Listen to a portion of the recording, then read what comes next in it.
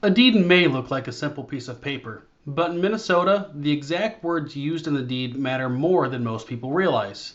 Missing or incorrect language can lead to title problems, tax issues, or even an invalid transfer.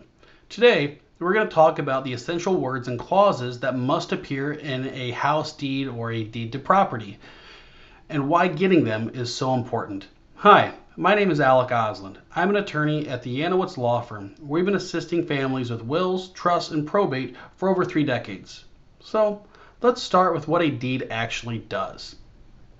A deed is a legal document that transfers ownership of real estate from one party to another.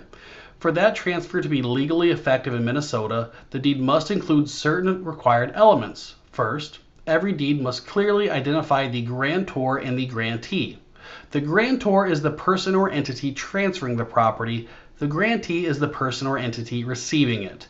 The names must be spelled correctly and must match the legal ownership records. If a trust is involved, the deed must correctly identify the trustee and the full legal name of the trust.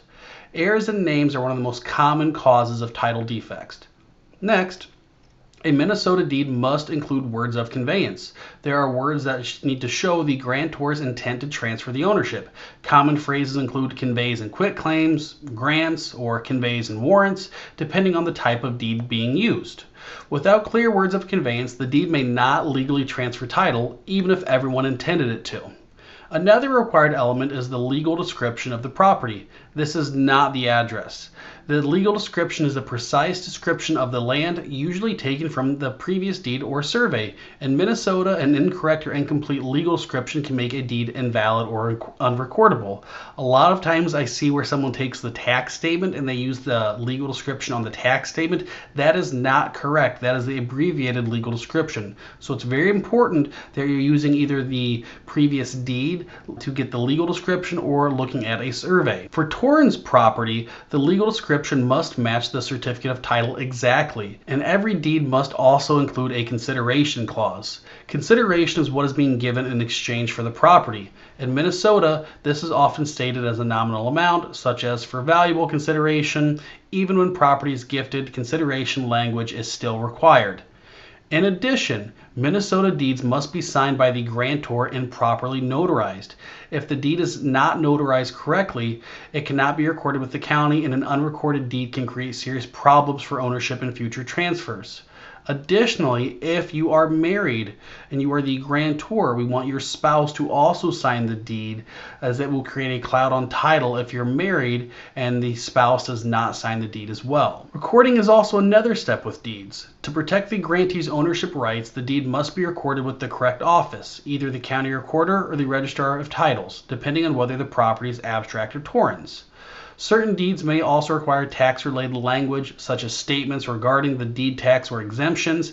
Missing or incorrect tax statements can delay recording or trigger unexpected taxes and penalties. In some cases, additional language is required.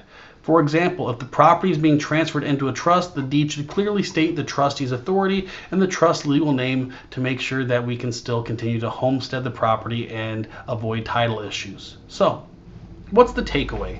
A valid deed in Minnesota is more than just a signature and a property address. It must include the correct parties, proper words of conveyance, an accurate legal description, consideration language, proper execution, and compliance with recording and tax requirements.